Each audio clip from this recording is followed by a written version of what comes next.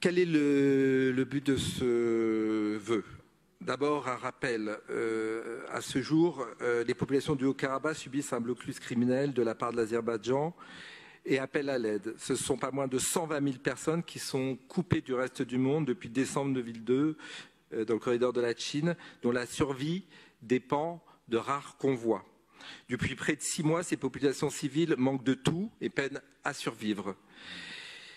Répondre ainsi à cette demande de cet allié historique. Je rappelle que nous avons ici, dans le Conseil de Paris, nous étions la première collectivité à nous mobiliser, à demander au gouvernement français la reconnaissance de l'Arzar. Quasiment tous les groupes politiques dans l'hémicycle se sont joints à ce vœu en soutien à l'Arménie et à l'Arzar, et ils nous ont demandé notre aide. Ma collègue Anouche Toragnan était là avec moi le 24 avril dernier. Nous avions organisé ici une table ronde qu'elle animait,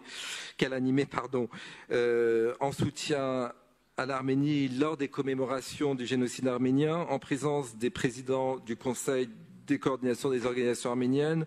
Évidemment, je tiens à saluer ses coprésidents Arat Toragnan, Mourad Papazian. Il y avait également l'ambassadrice d'Arménie en France et l'ensemble de personnalités arméniennes, notamment dans le domaine de la santé, notamment aussi dans le domaine de la culture.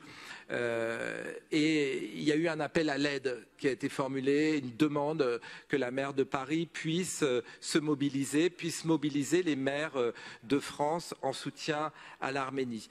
Ce soutien, évidemment, c'est une mobilisation générale des maires de toute sensibilité politique, à l'exception de l'extrême droite, que la maire mobilisera pour l'envoi de ce convoi humanitaire aux portes du corridor de la Chine, puisque, comme vous le savez, on est interdit d'y rentrer. Mais le but, c'est évidemment, c'est de venir en aide à nos alliés. Je vous remercie beaucoup de voter ce vœu. Merci.